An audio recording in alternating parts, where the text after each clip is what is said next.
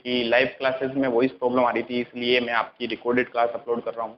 ठीक है, कुछ टाइम में इस वॉइस प्रॉब्लम को भी क्लियर कर दिया जाएगा। तो चलिए 12th की अकाउंटेंसी की हम बात कर रहे थे। 12th की अकाउंटेंसी में हम क्या कवर करने वाले हैं, सबसे पहले तो इसको देखते हैं। 12th की अकाउंटेंसी के अंदर मैंने सिलेबस आपको बता रखा है। इसके अलावा मैं एक क्लास और अपलोड करूंगा जिसमें प्योरली सिलेबस की क्लास होगी, जिसमें सारा सिलेबस आपको एक बार वापस बताया जाएगा। ठीक है, आज मैं आपके एक न्यू चैप्टर स्टार्ट करवा रहा हूँ। ये चैप्टर की डेली क्लासेस मैं आपके अपलोड करूंगा। ठीक है, और जिस दिन तक हमारे वॉइस प्रॉब्लम आ रही तब तक अपलोडेड क्लासेस आप रीड कीजिए, उसे कॉपी में नोट कीजिए। ठीक है, और जो भी क्लास अपलोड हो रही है उस क्लास को जब भी आप वॉच करेंगे उसके साथ में आपको प्रेजेंट जरूर लगानी है। जिस बच्चे की प्रेजेंट नहीं मिली मुझे, ठीक है, उसको मैं एब्सेंट मानूंगा। क्लियर? चलिए, तो अकाउंटेंसी में अगर हम बात करें, हम एक चैप्टर स्टार्ट करने वाले हैं यहाँ पर, जिस चैप्टर का नाम है company accounts. Company accounts very important chapter है।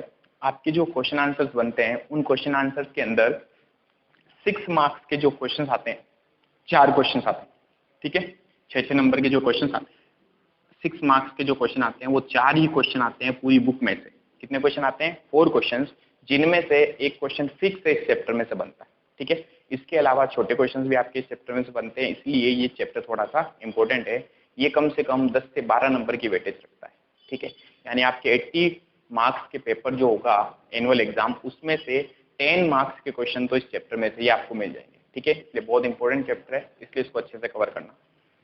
अब अगर मैं बात करूं कंपनी अकाउंट्स की, तो इससे पहले अपन कुछ बेसिक्स कवर कर लेते हैं इसका, कि बेसिक क्या होता है। ठीक है, 11th क्लास के अंदर आपने बीएसटी के अंदर पढ़ रखा है टाइप्स ऑफ बिजनेस।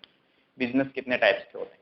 ठीक है, तो बिजनेस के टाइप्स की अगर बात की जाए तो मेनली वैसे तो 8 से 10 टाइप के बिजनेस होते हैं हमारे पास में, बट अगर मेनली बिजनेस के टाइप्स की बात की जाए जो हम अकाउंटेंसी में यहाँ पर कवर करेंगे, वो 3 टाइप के बिजनेस होते हैं। कितने? 3 टाइप्स ऑफ बिजनेस। सबसे स्मॉल जो बिजनेस होता है, सबसे स्मॉल जो बिजनेस होता है उसका हम नाम रखते हैं स्मॉल बिजनेस, उसे हम कहते हैं सोल प्रोप्राइटर। Sole proprietor. ठीक है, इसे हिंदी में एकल व्यवसायी भी कहा जाता है। हिंदी में इसे एकल व्यवसाय भी कहा जाता है।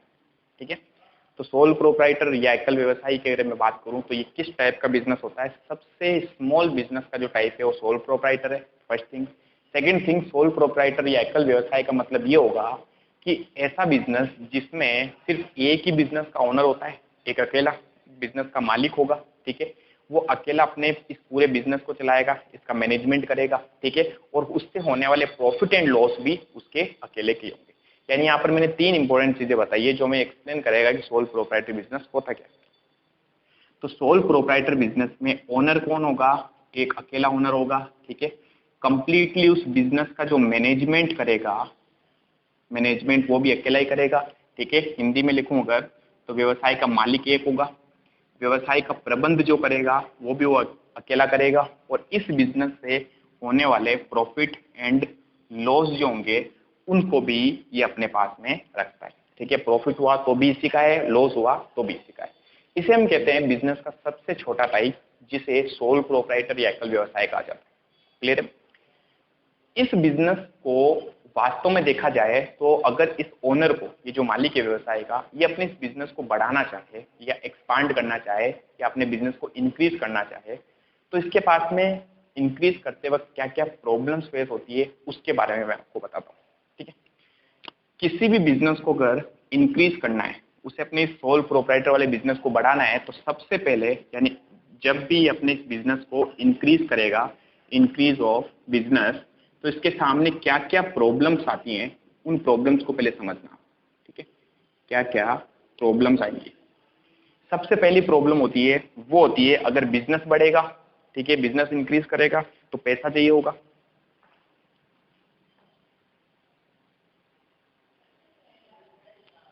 यानी कि इसको अगर इस बिजनेस को इंक्रीज करना है, बढ़ाना है, तो सबसे पहली चीज क्या होगी? इसको बिजनेस को बढ़ाने के लिए पैसों की जरूरत पड़ेगी, मनी की जरूरत पड़ेगी। और अकाउंटेंसी में अगर हम मनी को मेजर करें, बिजनेस में लगी हुई जो मनी होती है, यानी बिजनेस के अंदर जो मनी यूज आती है, उसे हम हमारी लैंग्वेज में कहते हैं कैपिटल। क्या कहते हैं? कैपिटल, और हिंदी में इसे कहा जाता है पूंजी। तो सबसे पहली प्रॉब्लम जो इसके सामने आएगी कि इसके बिजनेस को इसको इंक्रीज करना है, बढ़ाना है, तो इसके पास सबसे पहली प्रॉब्लम क्या आएगी? कैपिटल ज़्यादा चाहिए होगी बिजनेस को बढ़ाने के लिए, और पैसा चाहिए होगा। दूसरी प्रॉब्लम इसके सामने जो आती है वो होती है कि जैसे अभी जो बिजनेस चल रहा है वो एक छोटा बिजनेस का टाइप है, ठीक है। जैसे अपने इस बिजनेस को इंक्रीज करेगा या बढ़ाएगा तो हमारी बिजनेस की एक्टिविटीज भी बढ़ेगी, व्यवसाय की प्रक्रियाएं बढ़ेगी, और बिजनेस की एक्टिविटीज बढ़ने के कारण प्रॉपर जो मैनेजमेंट है वो थोड़ा एक अकेला आदमी अगर करे तो मुश्किल हो जाता है, ठीक है।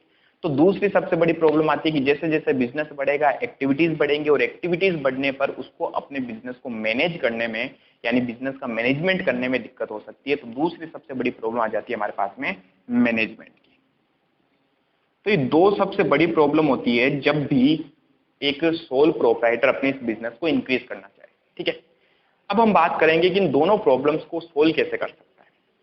कोई भी बिजनेस का जो ओनर होता है, ठीक है, वो अगर बिजनेस को बढ़ाएगा तो उसको ये दो चीजें कंपलसरी है कि रिक्वायरमेंट होगी होगी, एक तो एक्स्ट्रा पैसा चाहिए होगा, और दूसरा उसको मैनेजमेंट के लिए भी लोग चाहिए होंगे। तो सपोज कीजिए हम सोल प्रोप्राइटर हैं, तो मैंने सोचा कि मैं अपने इस बिजनेस को बढ़ाऊं तो पैसा जो होता है, यानी मनी जो होती है, जो कैपिटल होती है, उसकी मैं व्यवस्था कैसे कर सकता हूँ, अरेंजमेंट कैसे कर सकता हूँ। तो सबसे पहले मैं सोचता हूँ कि मैं बैंक से उधार ले लूँ, ठीक है। लेकिन अगर आप बैंकों से उधार लोगे तो उसके ऊपर आपको इंटरेस्ट पे करना पड़ेगा, ठीक है। इंटरेस्ट यानी कि उसके ऊपर आपको ब्याज चुकाना पड़ेगा, पहली चीज। तो मुझे लगता है कि अगर मेरा बिजनेस इन फ्यूचर अच्छा नहीं चला, लॉस में हम चले गए, तो ये ब्याज हम कहाँ से पे करेंगे, ठीक है। इसलिए हमने सोचा एक काम करते हैं। सपोज कीजिए जो सोल प्रोप्राइटर है, एकल व्यवसायी जो चला रहा है, वो कौन चला रहा है? वो चला रहा है एक्स, ठीक है। तो एक्स सोचता है कि मैं काम करता हूं, मैं किसी एक ऐसे इंसान को पकड़ता हूं जिसके पास में पैसा है, ठीक है। अच्छा, एक्स के पास इतना पैसा तो है नहीं, सपोज कीजिए इसको 50 करोड़ रुपीज चाहिए नए बिजनेस को लगाने के लिए। इसे लगता है मेरे पास में इतने सोर्स नहीं है, तो ये क्या करता है, एक ऐसे आदमी के पास जाता है जिसके पास में पैसा हो, ठीक है। यानी कि एक्स गया वाई के पास में, ठीक है। वाई एक रिच पर्सन है, अमीर इंसान है, ठीक है। एक्स वाई के पास जाएगा और कहेगा देखो मैं अभी बिजनेस चला रहा हूँ, अकेला सोल प्रोप्राइटर बिजनेस चला रहा हूँ, मैं चाहता हूं कि हमारे इस बिजनेस को मैं बढ़ाऊं, अभी मैं अच्छा खासा प्रॉफिट कमा रहा हूं, ठीक है। और अगर मैं इस बिजनेस को बढ़ाता हूं तो मुझे लगता है मैं और अच्छा प्रॉफिट कमा सकता हूं, लेकिन जो दिक्कत आ रही है वो ये हो रही है मेरे पास अभी पैसा नहीं है। तो ये वाई से कहता है आप मेरे साथ आ जाओ, हम दोनों मिलकर क्या करेंगे, बिजनेस चलाएंगे, और उस बिजनेस से होने वाले प्रॉफिट एंड लॉस जो होंगे वो हम आपस में डिस्ट्रीब्यूट कर लेंगे, ठीक है। तो अगर वाई को इसका प्रपोजल अच्छा लगेगा, वाई को लगा कि ये बिजनेस ठीक चल सकता है इन फ्यूचर में, तो वाई क्या करेगा, इस बिजनेस में पैसा लगाएगा। यानी जो पैसे की प्रॉब्लम थी वो दूर हो गई, जैसे आप किसी नए आदमी के पास में गए और उसको आपने अपने साथ में शामिल कर लिया, ठीक है। तो जब एक सिंगल मालिक जो है वो किसी और के साथ में मिलकर अगर बिजनेस करता है, इट इज कॉल्ड पार्टनरशिप। क्या कहते हैं इसे हम? पार्टनरशिप, या इसे हम कह सकते हैं साझेदारी, ठीक है। तो जहां पहले एक अकेला आदमी था, अब दो जने मिलकर आ गए, ठीक है, और दोनों ने मिलकर क्या कर ली, एक पार्टनरशिप कर ली, ठीक है, ताकि ये इसको पैसा दे सके। अब दूसरी जो प्रॉब्लम थी वो भी इससे सोल्व हो गई, मैनेजमेंट वाली, ठीक है। पहले जहां अकेला व्यवसाय का बिजनेस का मैनेजमेंट करता था, अब अगर वाई इसके साथ आ जाएगा तो वाई भी बिजनेस का मैनेजमेंट कर पाएगा, क्लियर। तो एक्स और वाई दोनों मिलकर आए और दोनों ने मिलकर क्या किया, पैसा लगाया और बिजनेस का प्रॉपर मैनेजमेंट करने लगे, इसे हम कहते हैं पार्टनरशिप। तो सोल प्रोप्राइटर की कुछ लिमिटेशंस होती हैं। लिमिटेशन ये होती हैं कि अगर उसको बिजनेस को बढ़ाना है तो उसके सामने कुछ प्रॉब्लम्स फेस होंगी, और वो प्रॉब्लम्स क्या होंगी, एक तो कैपिटल की, एक मैनेजमेंट की, ठीक है। तो इस प्रॉब्लम को दूर करने के लिए सोल प्रोप्राइटर कहाँ जाता है, अपने किसी दूसरे टाइप ऑफ बिजनेस में जाता है जिसे हम कहते हैं पार्टनरशिप। यानी कि हमारा जो दूसरा टाइप ऑफ बिजनेस है, हम ये पढ़ रहे हैं अभी बिजनेस के टाइप्स, सबसे स्मॉल बिजनेस जो होता है उसे हम कहते हैं सोल प्रोप्राइटर। उसके बाद दूसरे नंबर पे आता है हमारे पास में पार्टनरशिप। बिजनेस का जो दूसरा टाइप होता है उसे हम क्या कहते हैं, पार्टनरशिप। एक्स और वाई मिलकर अगर बिजनेस चलाए, मिलकर अगर पैसा लगाए, मिलकर अगर उस बिजनेस का मैनेजमेंट करे, इट इज कॉल्ड पार्टनरशिप, ठीक है। हमने कहा इन्होंने पार्टनरशिप कर ली। अब सपोज कीजिए इनका बिजनेस बहुत अच्छा चल रहा है, ठीक है, लेकिन अभी भी इनको लगता है कि ये जो बिजनेस है चला रहे हैं इसको अगर और बढ़ाएं, ठीक है, और बढ़ाएं, यानी कि कम से कम इनको लग रहा है 100-50 लोगों को और अगर हम ऐड करें, उनसे पैसा लेके वापस इस बिजनेस में लगाएं, ठीक है, तो हमारा बिजनेस और अच्छा प्रॉफिट कमा सकता है, क्लियर। लेकिन अगेन पार्टनरशिप के कुछ लिमिटेशन आती है, ठीक है। तो सोल प्रोप्राइटर की तो लिमिटेशन हमने पढ़ी, ये दो चीजें होती है। अब हम पढ़ रहे हैं अगर इनको इस पार्टनरशिप वाले बिजनेस को इंक्रीज करना है या फिर बढ़ाना है, ठीक है, किस बिजनेस को, पार्टनरशिप वाले बिजनेस को, तो इनके सामने क्या क्या प्रॉब्लम्स फेस हो सकती हैं? अगेन प्रॉब्लम वही है, सबसे पहली प्रॉब्लम कैपिटल की और दूसरी प्रॉब्लम अगेन मैनेजमेंट की, क्योंकि अगर ये अपने इस बिजनेस को बढ़ाएंगे तो वापस अगेन बिजनेस की एक्टिविटीज बढ़ेंगी, ठीक है। और तीसरी जो प्रॉब्लम होती है वो इनके सामने क्या फेस होने वाली उसके बारे में भी डील करते हैं। पहले इसकी बात करते हैं। तो पार्टनरशिप में सर ये और लोगों को जोड़ सकते हैं और लोगों को जोड़ के उनको उनसे पैसा ले सकते हैं, तो कैपिटल की प्रॉब्लम दूर हो जाती है। लेकिन ध्यान रखना, पार्टनरशिप जो है इसमें आप मैक्सिमम 50 लोगों को ही पार्टनर बना सकते हो, इससे ज्यादा लोगों को आप पार्टनर नहीं बना सकते, ठीक है। तो ये भी एक लिमिटेशन होती है। लिमिटेशन जो इसकी है कह सकते हैं लिमिटेड ओनर हो सकते हैं इसमें, लिमिटेड ओनर, यानी कि इसमें मैक्सिमम 50 लोगों को आप जोड़ सकते हो, ठीक है। अब आपने 50 लोगों को भी जोड़ लिया, उसके बाद में भी अगर आपको लग रहा है कि नहीं अभी भी पैसा हमारे पास में कम है, तो ये भी इसकी पार्टनरशिप की एक लिमिटेशन आ गई। अच्छा, बिजनेस इनका इतना ज्यादा फैल गया है कि 50 लोग बिजनेस को मैनेज कर नहीं पा रहे हैं, इन्हें और लोगों की जरूरत है, समझ में आया? तो पार्टनरशिप में भी कुछ कमी आती है। पार्टनरशिप में सबसे फर्स्ट कमी क्या है? पैसा चाहिए, पैसा लेने के लिए लोगों के पास जाएंगे, लेकिन लोगों को मैक्सिमम में कितना जोड़ सकते हैं? 50 लोगों को बिजनेस में शामिल कर सकते हैं, 50 लोगों को अपने साथ में ले सकते हैं, ठीक है। दूसरा मैनेजमेंट, 50 लोग काफी नहीं है मैनेजमेंट करने के लिए, इनको और ज्यादा लोगों की रिक्वायरमेंट होगी। तो अब हमने कहा अब हम क्या करें, अब हमें अपने बिजनेस को इंक्रीज करना है, बढ़ाना है, ठीक है, और बड़े लेवल पे बिजनेस को लेके जाना है। लेकिन यहाँ तो मैक्सिमम 50 मेंबर्स ही हो सकते हैं, ठीक है। तो अब हम बात करें बिजनेस के सबसे बड़े टाइप की, इट इज कॉल्ड कंपनी। किसकी बात करें? कंपनी। तो थर्ड हमारा जो बिजनेस का टाइप होता है उसे हम क्या कहते हैं? उसे हम कहते हैं कंपनी। अब कंपनी क्या होती है? कंपनी एक बिजनेस का ऐसा टाइप है जहां पर आप जितने चाहे लोगों को अपने बिजनेस में शामिल कर सकते हो, जहां पर मेंबर्स की जो लिमिटेशन होती है वो नहीं रहती। कह सकता हूं जितने चाहे आप लोग शामिल कर सकते हो, असीमित मेंबर आप ऐड कर सकते हो, अनलिमिटेड पर्सन को आप ऐड कर सकते हो। इसी बिजनेस को हम कहते हैं कंपनी। यानी कि अगर आपको लग रहा है 50 मेंबर भी कम पड़ गए तो आप इससे ज्यादा तो पार्टनरशिप में रख ही नहीं सकते, तो आपको इससे बड़े वाले बिजनेस के टाइप में जाना पड़ेगा, जिसे हम क्या बोलते हैं? कंपनी बोलते हैं। तो कंपनी में जब हम आ जाते हैं तो यहाँ पर जो बिजनेस के मेंबर्स होते हैं वो अनलिमिटेड होते हैं। मेंबर्स जो हैं वो अनलिमिटेड होते हैं, ध्यान रखना। इसी पॉइंट को मैं आगे जाके आपको बताऊंगा। कंपनी के भी कुछ टाइप्स होते हैं, ठीक है, जिसमें एक टाइप कंपनी का ऐसा भी होता है जिसमें कुछ लिमिटेड पर्सन ही होते हैं, ठीक है, उसमें अनलिमिटेड वाली पॉइंट नहीं आता है। लेकिन एक बिजनेस का टाइप ऐसा है जिसे हम बोल सकते हैं लिमिटेड कंपनीज, जहां पर आप जितने चाहे उतने लोगों को बिजनेस में ऐड कर सकते हो, उनसे पैसा ले सकते हो, उससे उन्हें अपने बिजनेस के मैनेजमेंट में शामिल कर सकते हो। क्लियर? तो तीसरा जो टाइप हमारा बन जाता है वो बन जाता है कंपनी, ठीक है। यानी कि सबसे पहले आपने सोल प्रोप्राइटर से स्टार्ट किया, सोल प्रोप्राइटर से आपको अपने बिजनेस को बढ़ाना था तो आप पार्टनरशिप में चले गए, आपने किसी पर्सन के साथ पार्टनरशिप कर ली, और फिर आपको लगा इस बिजनेस को और बढ़ाना है और मुझे 100 या 100 से ज्यादा लोगों की जरूरत पड़ी, ठीक है। तो 100 तो मैं एक एग्जांपल ले रहा हूँ, आपको 1 लाख लोगों की भी जरूरत पड़ सकती है, आपको 2 लाख लोगों की जरूरत पड़ सकती है। तो हमने कहा अब क्या करें, पार्टनरशिप में तो 50 से ज्यादा लोग हो नहीं सकते। फिर हमने तीसरे बिजनेस के टाइप की बात करी जिसको हमने नाम दिया कंपनी, ठीक है। और कंपनी के अंदर जो हमारे मेंबर्स होते हैं वो अनलिमिटेड होते हैं, जिनका कोई लिमिट नहीं है, जितने चाहे उतने आप मेंबर्स को ऐड कर सकते हो, ठीक है। इसको एक बार आप बता लीजिए, फिर आगे एक्सप्लेन करते हैं।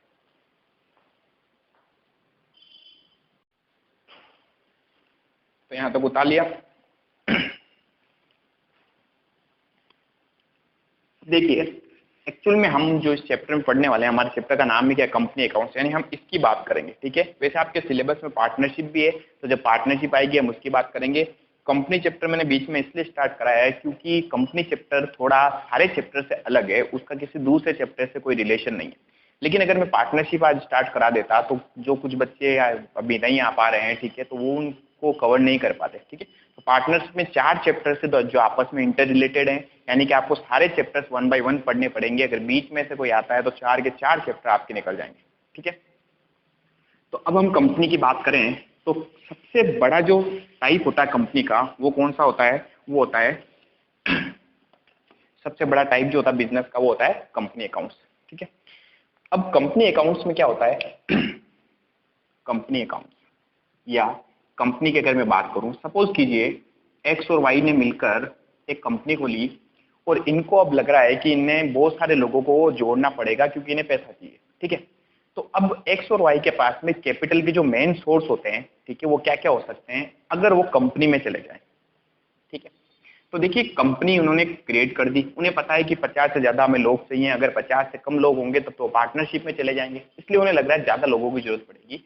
तो एक्स और वाई ने कंपनी खोल दी। अब अगर इस कंपनी की बात की जाए तो इसके पास में अमाउंट के मेन जो सोर्स होते हैं वो 3 तरीके के सोर्स होते हैं। ठीक है, एक सोर्स होता है इनके पास में पैसे की व्यवस्था करने का, फाइनेंशियल इंस्टीट्यूशन, जिसे हम बोल सकते हैं वित्तीय संस्थान, वित्तीय संस्थान। दूसरा इनके पास में जो सोर्स होता है वो होता है गवर्नमेंट, ये गवर्नमेंट से हेल्प ले सकते हैं as a loan, as a subsidy, जो भी है। और तीसरा इनके पास में सबसे बड़ा जो सोर्स होता है जिसकी हम इस पूरे चैप्टर में बात करेंगे वो है पब्लिक। सर पब्लिक से कैसा पैसा ला सकते हैं? कंपनी जो होती है वो एक ऐसा टाइप ऑफ बिजनेस है जहां पर आप पब्लिक से पैसा लेके उस पैसे को अपनी कंपनी में लगा सकते हो, और वो जो पैसा आपने लगाया उससे जो भी प्रॉफिट होता है वो आप पब्लिक को वापस दे सकते हो, कोई प्रॉब्लम नहीं है। तो एक्स और वाई ने क्या क्या सोचा, उन्होंने सोचा अगर हम फाइनेंशियल इंस्टीट्यूशन से पैसा लें तो सपोज कीजिए इन्हें 50 करोड़ रुपीज की जरूरत थी, 50 करोड़। अब 50 करोड़ रुपीज अगर ये फाइनेंशियल इंस्टीट्यूशन से लेते हैं, वित्तीय संस्थानों से, फाइनेंशियल इंस्टीट्यूशन मतलब बैंक वगैरह जो उधार देते हैं पैसा, तो उन्हें इसके ऊपर इंटरेस्ट पे करना पड़ता है। ठीक है, तो एक्स और वाई कहते हैं कि हम अगर इन बैंक से पैसा उधार लेंगे तो हमें क्या देना पड़ेगा, इसकी वजह हमें इसके बदले में इंटरेस्ट पे करना पड़ेगा, और इंटरेस्ट हर महीने होता है। लेकिन इन्हें लगता है कि कंपनी को बनने में भी टाइम लगेगा, और कंपनी जब रनिंग में आएगी, अच्छा खासा प्रॉफिट कमाएगी, उसमें थोड़ा टाइम लग सकता है। तो बीच में हमारे पास पैसा कहाँ से आएगा इनको इंटरेस्ट देने के लिए? तो इन्होंने सोचा कि फाइनेंशियल इंस्टीट्यूशन से पैसा लेना सही नहीं लग रहा है। गवर्नमेंट के पास गए तो गवर्नमेंट भी क्या करती है, इनको एज अ लोन पैसा देती है। ठीक है, हो सकता है कुछ सब्सिडी दे दे, बट सारा पैसा इनको नहीं मिलेगा गवर्नमेंट की तरफ से। तो गवर्नमेंट भी सपोज कीजिए इनको क्या दे रही है, लोन दे रही है। सपोज करना फाइनेंशियल इंस्टीट्यूशंस इनसे 30% इंटरेस्ट ले रहे हैं पर एनम, पूरे साल का 30% ब्याज ले रहे हैं, जबकि हो सकता है गवर्नमेंट जो है वो 20% इंटरेस्ट ले। ठीक है, लेकिन लेंगे जरूर। तो इन्हें लग रहा है कि अगर गवर्नमेंट से भी हमने पैसा लिया तो उनको भी हम ब्याज कहाँ से देंगे? फिर ये किसके पास जाते हैं? पब्लिक के पास में। ठीक है, भोली भाली जो जनता उनके पास जाते हैं। एक्स और वाई पब्लिक के पास में गए और पब्लिक को जाके इन्होंने क्या बोला, सुनिएगा।